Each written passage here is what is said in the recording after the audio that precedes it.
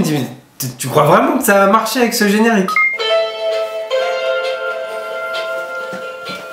Le bonus du jour, c'est une vieille affaire. 12 ans d'enquête, des traders d'obligations, un procès en cours.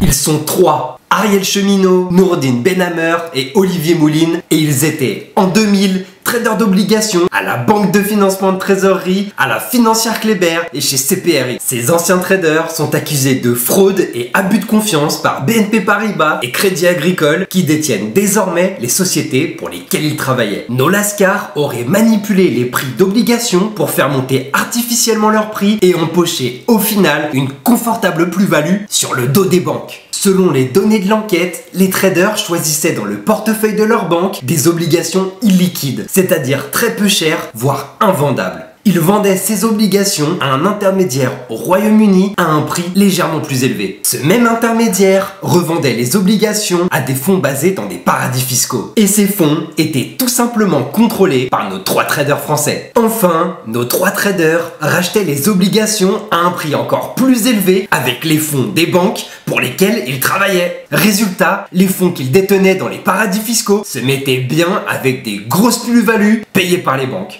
Au total, nos 3 comparses, Riri, Fifi et Loulou, auraient détourné 34 millions de dollars. Les doigts dans le nez, au nez et à la barbe de Picsou les banquiers. Et leurs supérieurs? Ces opérations étaient classiques. Il n'y avait absolument rien de choquant. Le pire, c'est que c'est presque vrai.